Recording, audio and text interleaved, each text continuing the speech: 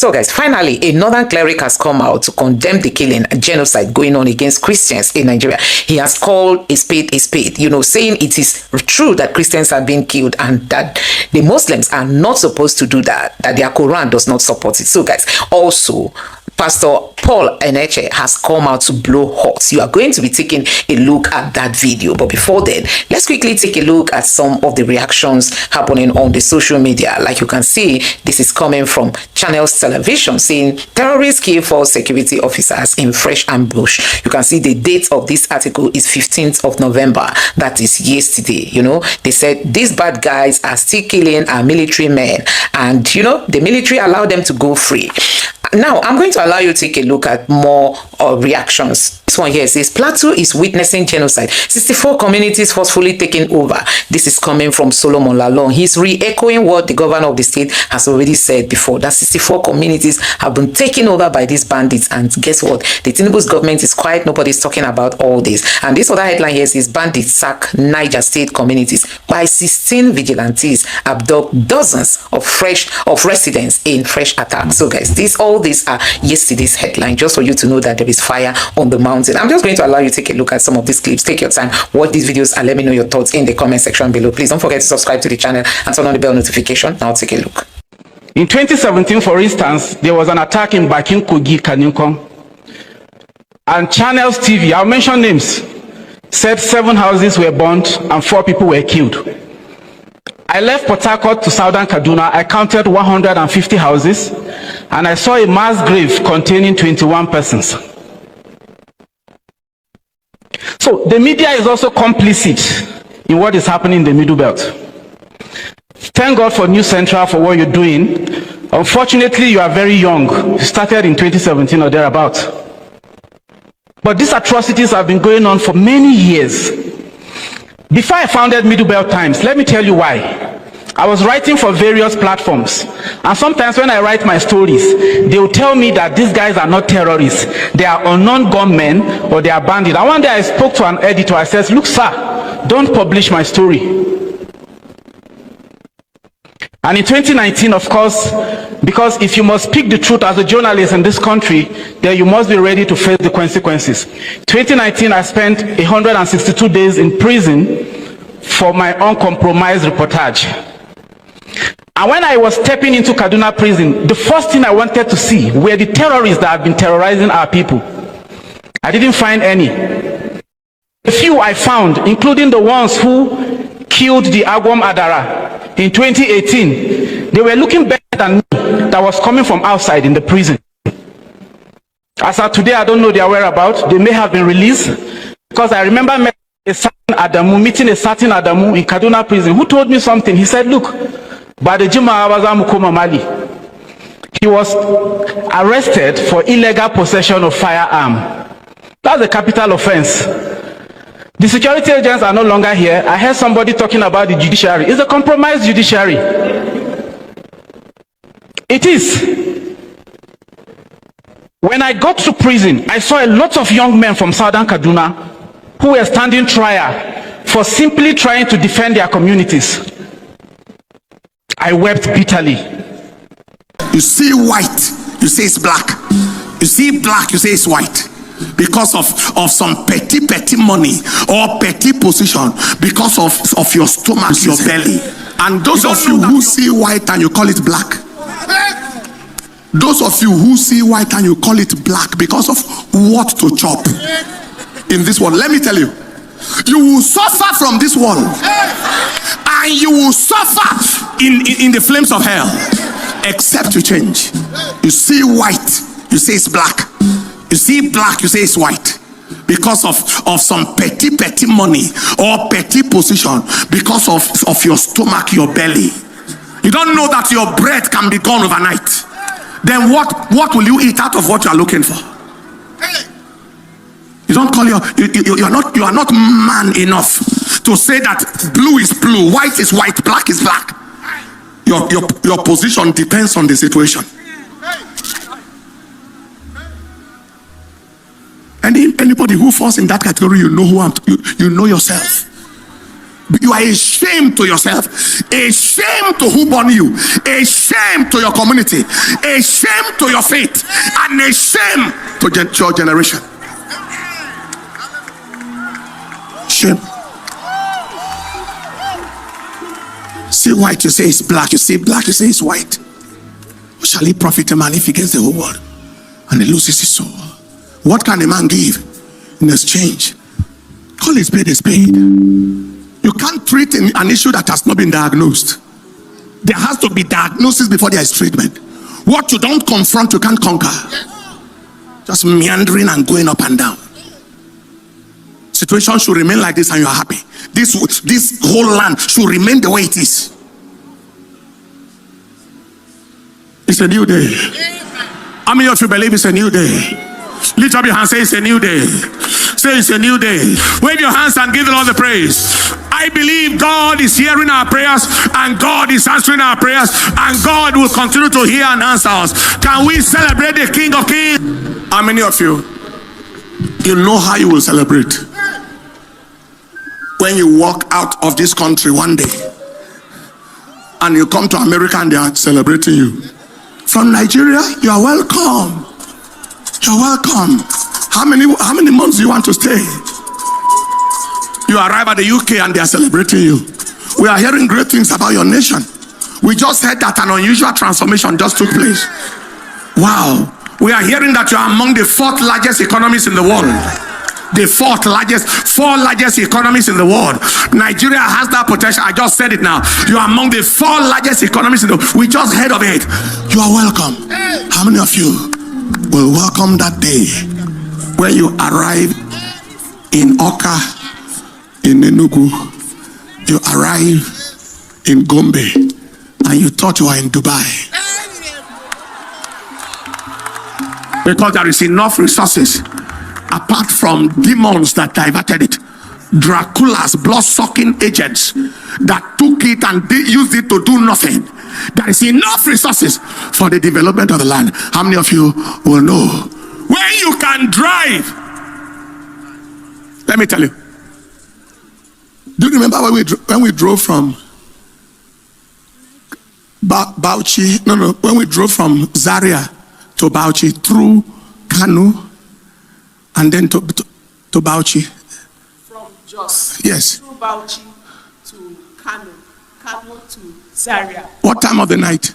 In the night. About Day, anytime. Daytime, we started, we are traveling. Just 3 a.m. You, me, and baby Deborah.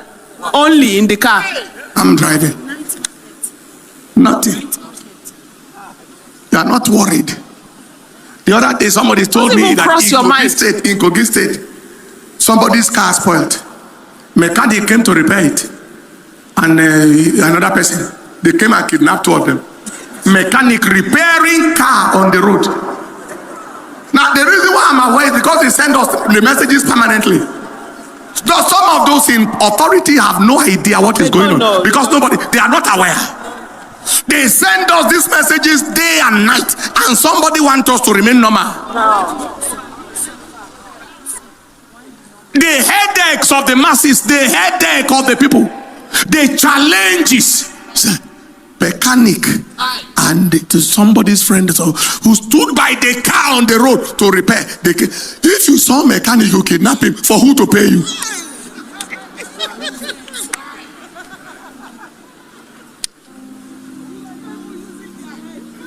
For who to pay you? There was a time when you slept in the village. You left your door open. Even in the town. Even at night, you left your door open. Where we lived in Metama. You brought mattress and kept outside. The heat was too much. You slept from night till morning. Today they will come and steal the person outside. In those days they used to steal things night. It's people they are stealing. Do you understand what I'm talking about? Our people kept on watching. Things are degenerating. They kept on watching, speaking through sides of the mouth. Political consideration became more important than human lives. More important than human lives and the dignity and sanctity of life.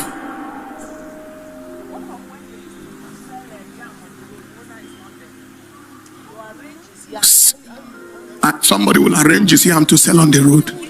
The owner is not there. The other person will sell and keep his money for him.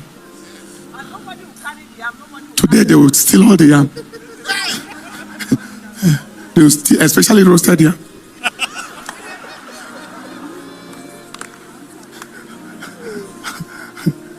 Are you following what I'm saying?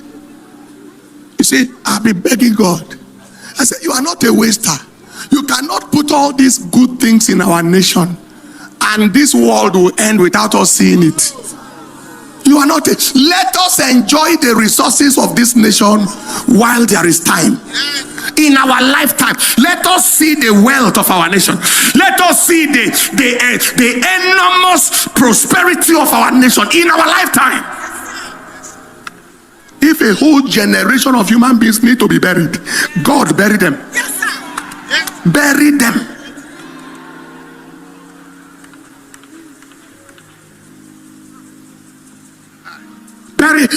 If you need to bury a whole lot, just bury them one by one,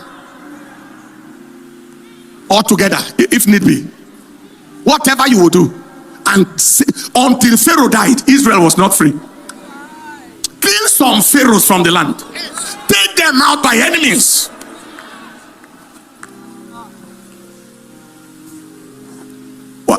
What was I planning to tell you? How will you behave when you arrive in America? And they say, you are from Nigeria? We know your country is so good that you don't want to come here anymore. So how long do you want to stay? Give me 2 days. You know, that's what we used to do for them in America. We come to say, how many days? I say 2 days. They say, what? You travel all the way for 2 days? I say, I'm so busy. I have too much work to do. I can only afford 2 days. I've not done more than 5 days, not more. In fact, 4 days. Do you understand what I'm saying? When you arrive and they say, oh, only 2 days, well, we are coming. And then the immigration officer is asking you, I really want to relocate to your country. I heard things are so good. What will it take for me to get residency? You think it's not possible? If God can raise the dead, He can heal Nigeria. That's right. First of all, I'm glad that something like this came up. Whenever I'm making videos like this, most people feel like I'm just talking. I don't know what they talk about, and just content that they create. This is not content for me. I know what I am saying. Now, soldiers are complaining that bandits in the army are giving out information to their former commanders. I don't talk this thing Kaya before. You go arrest a known bandits, they don't give you order to unalive them, so you know go against that order. So you hand over these bandits to the right authority for them to do the needful. But instead, they go carry and go camp. After some months, they go say, don't repent, he's not a good person. The next thing, they go put her inside army. Not just, they go put them inside army, or they put them for police. In fact, they separate them. Some go army, some go police, some go navy, some go air force. Special candidates. Person who you arrest like 8 months ago, today is now your colleague. When I did the same duty. So how can you be so comfortable that these same terrorists will watch your back if anything happens? This person, they are still loyal to their former commanders. Their terrorist commanders, they are loyal to them. And the reason why these soldiers go make plans on how to launch an attack, the next thing, they don't hear everything. They know everything when it happen. They know the kind of weapon where the way they base. They know numbers of soldiers where they around. They know everything. Courtesy of the so-called repentant Boko Haram that the government push into the military. To do what? To fight their fellow, their not even formal colleagues. They are still colleagues. It just be like you send somebody undercover to work with the enemy. That's what they are doing. They are still loyal to the commanders. They still do dirty work for them. I say you go plan something. Men go plan something. After they finish that meeting, bandits or Boko Haram don't hear everything. How you want to take fight that can fight? How you want to achieve your aim with saboteurs there inside your camp? Think about it. These people are terrorists. They were caught. They did not go to prison. They went for military training. And now they are soldiers. working together with the same soldiers that arrested them, but they are still loyal to their former terrorist commanders, giving out information. If soldiers they pass here, bandit Boko Haram don't know that road they pass, they'll lay ambush. Come on, Nigerian government, come on. Come on. What are we doing? Nigerians, if you're a soldier, if you be soldier, where they serve Nigeria, where they in the Nigerian army as a soldier, this news, where they bring now, this particular news, supposed to make you resign as a soldier. Because if not me, I go resign. Personally, if this news come when I was still a soldier, I would have resigned. You know, guys, because this news is very, very demoralizing. Very, very demoralizing. You don't understand, yeah? 390 BK boys, like BKH boys, 390, they graduate today in Gombe State. They graduate, like today in their graduation. The federal government, they tell us that these boys now not the repentant Boko boys. Right now they are okay and they are good to go. So now they are going to be installed into our community. They're going to install them now to the community. Not just that to now come close, because this is where this story gets very interesting. Not just that these people will be installed into the community, into the society. Free. Go. No, the federal government gave them 50,000 naira each. 50,000 naira each. They give them one bag of rice. They give them oil. They give them bag of salt. Not bad. Oh boy, to be bandit for this country they pay. To be a bandit in Nigeria pays, bro. You see. And you that is a soldier, see you they die, they murder you for nothing, they unalive you for nothing. But see them, when they unalive you, they get credit for unaliving you. This is what the federal government is telling these boys. You unalive these soldiers, you get credit for unaliving them. You buy them, we credit you for buying our soldiers. You understand? That is what the federal government is telling them. Buy our soldiers, we credit you for buying them. Unalive our soldiers, we credit you for unaliving them. See them, they get 50,000 naira each for buying you as a soldier. They give them bag of rice each for buying you as a soldier. For unaliving you as a soldier, for murdering you as a soldier. The Nigeria federal government is giving each and every one of them one bag of rice, one bag of salt, one bag of oil, 1 gallon of oil, and 50,000 each. Not just that, they even show uniform for them free of charge. Their uniform is free of charge. They are all see them. You see them with uniform free of charge. You that is a soldier, you sew uniform from your own salary. Like your salary, you take from your salary to sew uniform. But this one, federal government sew uniform for them free of charge, and pay them for buying you. Nigeria is a scam. See, as a soldier in the Nigerian army, if this news not demoralize you, nothing will demoralize you again. Your government is crediting people that are buying you. They credit them for unaliving you. They give them bag of rice for taking your life. They give them bag of salt for taking your life. They give them bag of a gallon of oil for murdering you. Where is the morale? Ochebe, hey, federal government of bandit. Nigeria federal government is federal government of bandits. It pays to be a bandit in this country. Point of their reintegration into the society.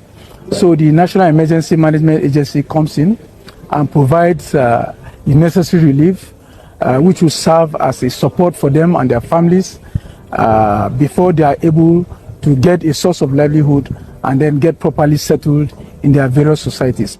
Especially as this year has been another large number of Christians killed. And so we're quite excited about the intervention by President Trump.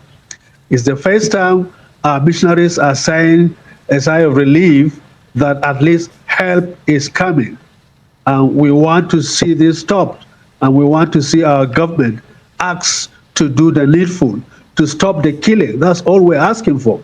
The incoming president, President Buhari, was heavily supported by a foreign government, and one of the first missions was to terminate our contract. Could you name that foreign government? Yes, we were told it was the United States, and they had actually funded President Buhari's campaign. The campaign manager for President Buhari came from the US.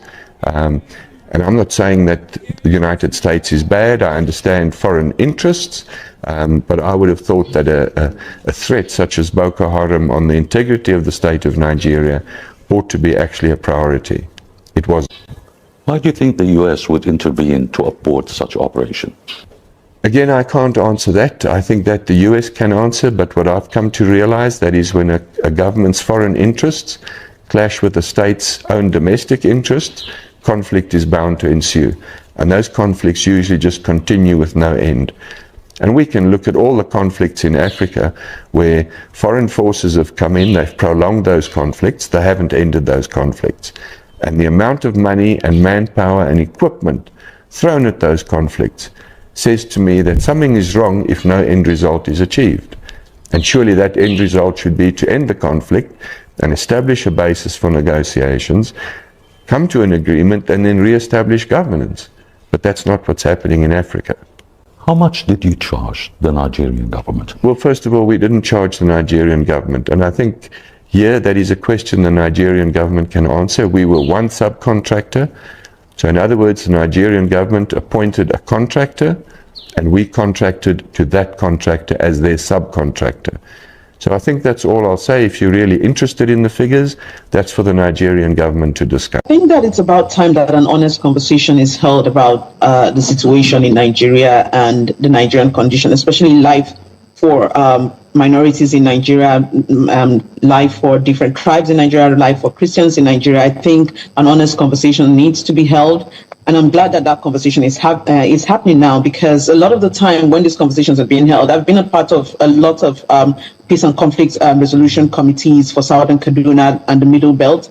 And none of these things amount to anything, because at the end of the day, there's a lot of insincerity in the conversation. And you know, Trump's statements have brought the conversation bare for all of us. We have to have that conversation now. And at the moment, I mean, I come from Southern Kaduna. I come from a Christian family in Southern Kaduna, and I know what my people have witnessed. I know what it feels like existing in Southern Kaduna, especially in the last regime, under the last government, under El Rufai. It was a really, really tough time for sorry, for the benefit of those watching, can you just give an idea of what you experienced and your family experienced in Southern Kaduna? My village was attacked a couple of years ago. My village was attacked a couple of years ago, and we're a very small unit. You know, I'm Fanswan. We're a small unit within Southern Kaduna. Southern Kaduna is the larger. There are like 53 tribes in Southern Kaduna, and my village is one of the tribes. Like my village houses one of the tribes. And a couple of years ago in June, armed men stormed our village and just started shooting sporadically, right? They started shooting, killed a lot of people, and then they burnt houses and they left. And it's this kind of attacks we've been facing. Prior to this, what used to happen is we could be having a peaceful day in Kafanchan, for example, which is the larger place where I come from. We could be having a peaceful day in Kafanchan, and then prayer would be called in the mosque, and we'll just sense, you know, a sense of, okay, this is not the kind of normal prayer that is being called. Something is happening. And then a crisis will start, and our people would have to run, our people would have to push back, our people would have to fight back, people would lose their lives, and then police would come, you know, everybody back to your tent, and life continues like we were not attacked. And it had been happening like that. But after a while, that changed. We were no longer seeing the attacks from the people within the Kafanchan vicinity.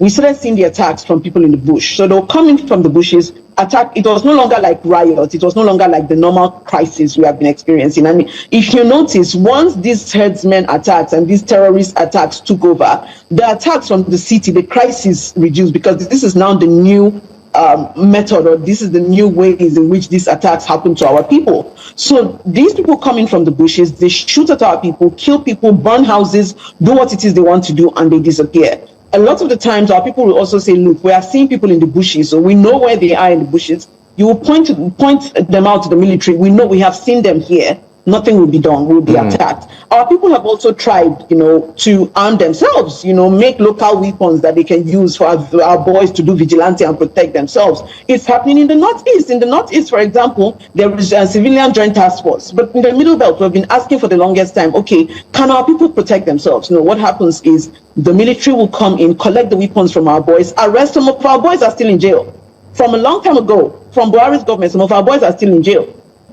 Arrest our boys, take them away, arrest anybody that's trying to make makeshift weapons to help the people, take them away, and make it look like, attempting to protect ourselves is an act of war. And it just like I said, it has been a lot of insincerity around the conversation, and this has been leading to the death of our people. The bottom line of all of this, our people are dying. We are dying. In the Cato, just to put, these attacks that you have mentioned in your community, in your village in southern Kaduna, just to put it within context, are these attacks around religion or tribe? Because, with reference to the allegation of a Christian genocide.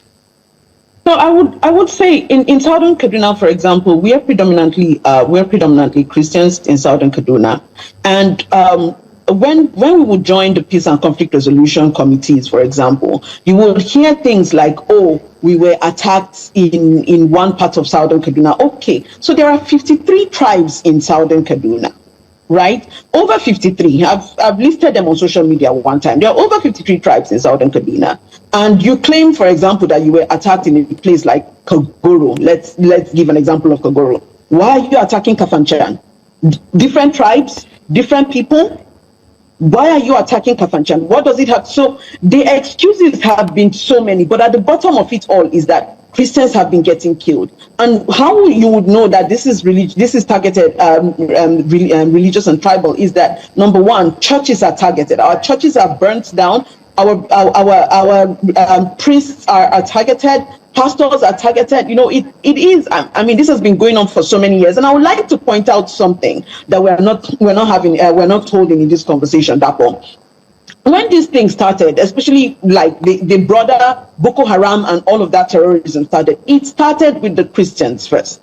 Those were the people who were first getting attacked. I remember in places like Borno where they would say, oh, Igbo boys cannot do their shop. We, cannot put the mannequins in their shop because it's haram. You cannot do this. You cannot sell this kind of clothes. You cannot do this. You cannot do that. Christian neighborhoods were being attacked. I will remember talking to a lot of people and they'll be like, oh, no, they're just trying to push Sharia law. They just believe that education is a sin. They are not after anybody. Excuses were made for these people at the time. And I'm wondering why Nigeria is having this conversation without accepting that, this thing happened at that time. We're trying to brush over it.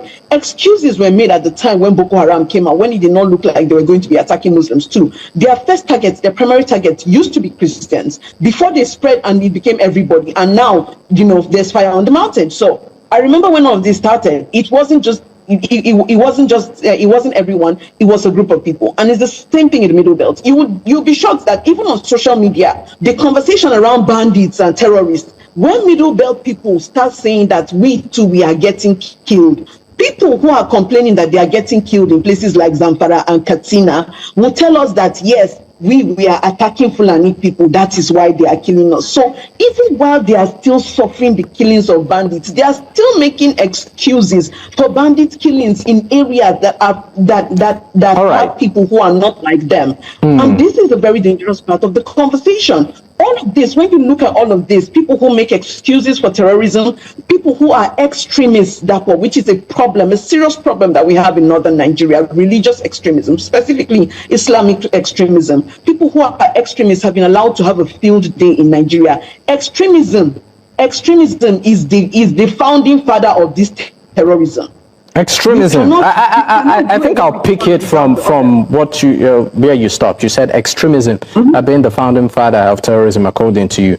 Well, joining this conversation after the break, we'll be bringing Mohammed Nuru Khalid. He's an Islamic cleric to also speak on this matter. Stay with us. We will be right back.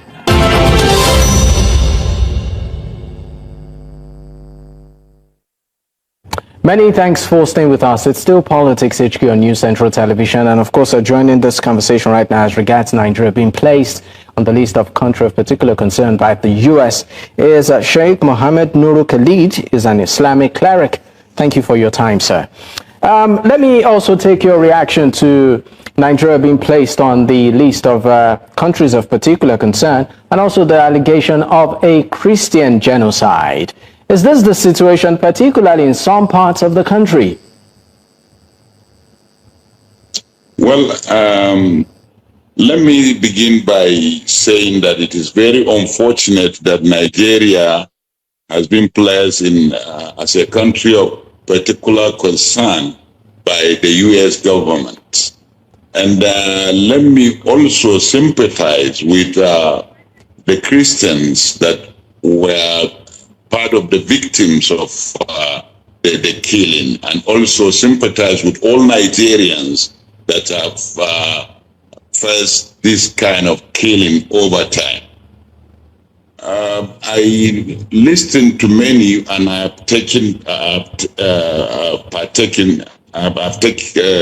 been in one or two conversations about this issue of genocide. But I think if you listen carefully about the narratives and counter narratives that we have, is that people are saying that yes, there is killing in Nigeria, and this is a fact. There is killing in Nigeria, and for a long period of time. And in some places, you find Christians the victims more, and in some places, the Muslims are more. But it is not good for us to be counting who is the victim, who was killed. But the victims are Nigerians. And the government is supposed to be protecting people, regardless of their faith and their language, their political alliance, their geographical location, and what have you.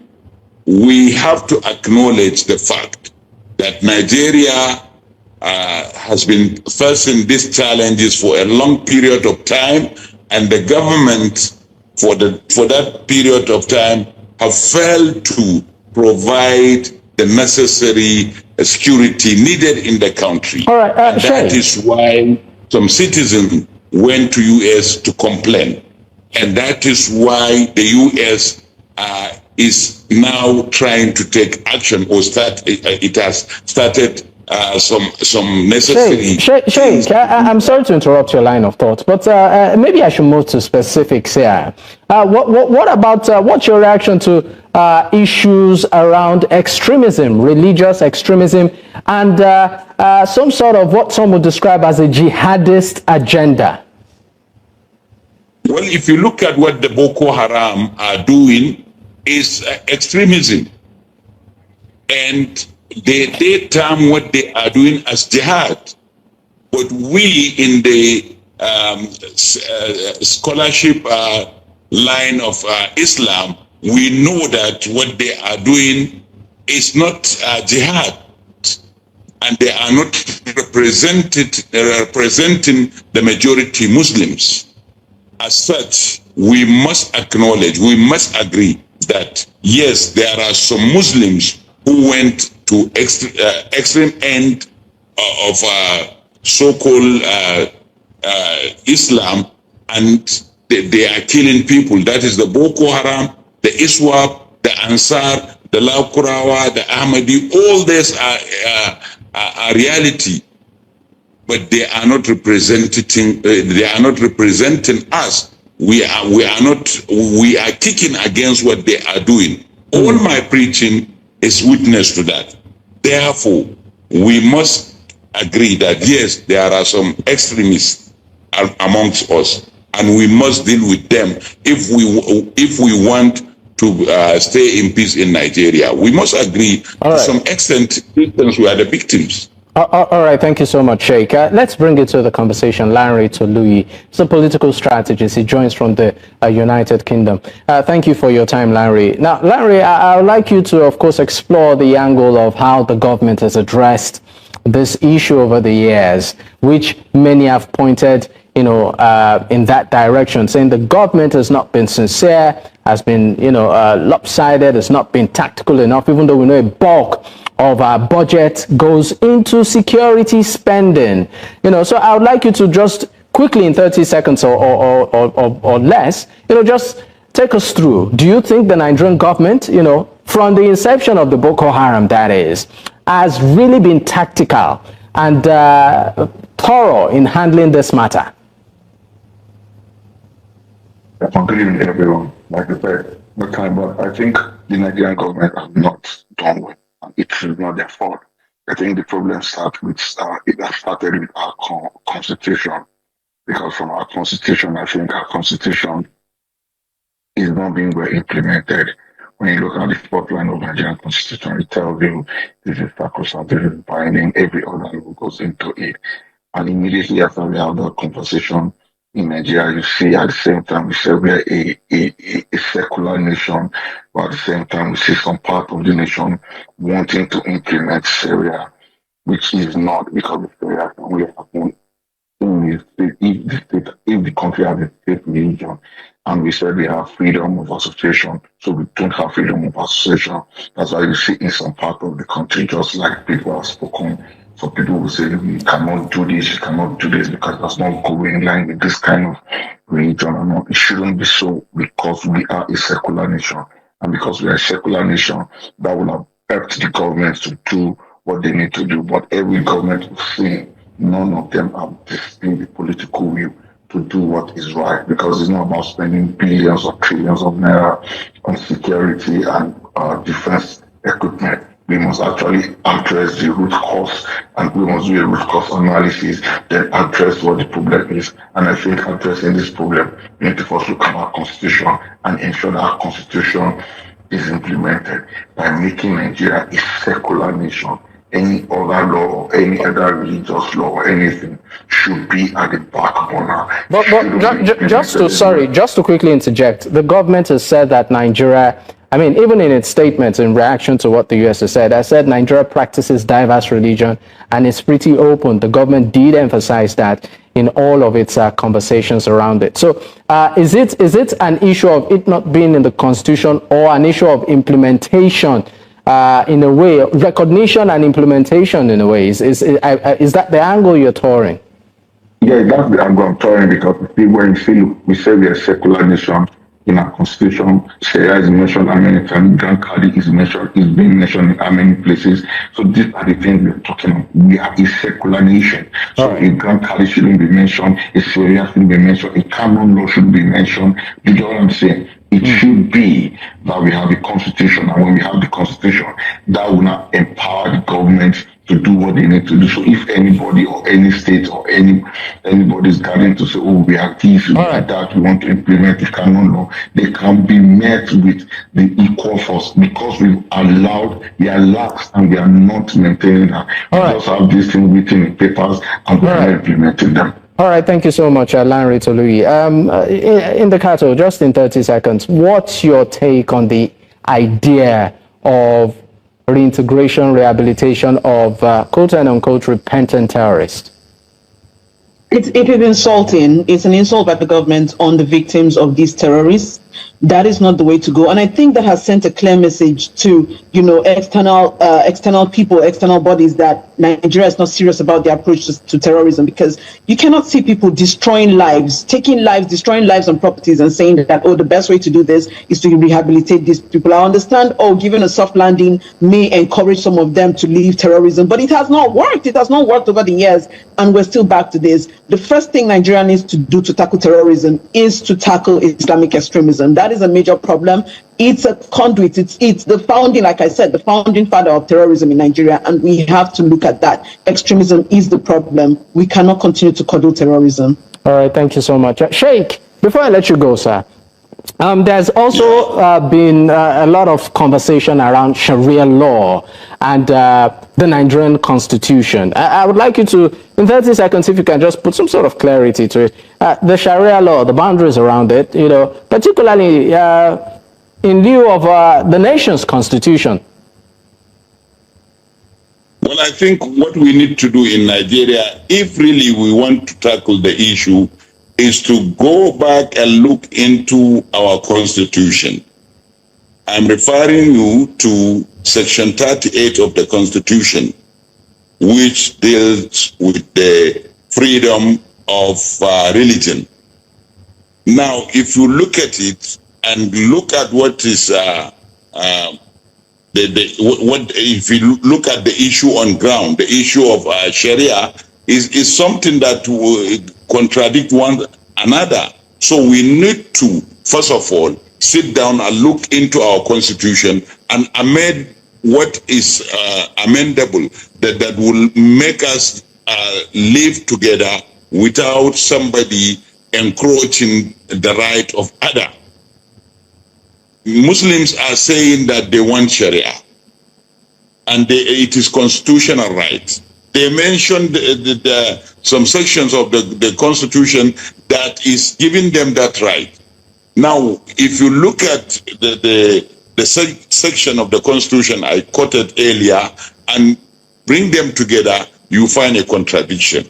And to remove that discrepancy, we must come together, or use the National Assembly and change what is changeable or amend what is amendable, not to be talking on the air about Qadi, about Sharia. That will not solve the problem.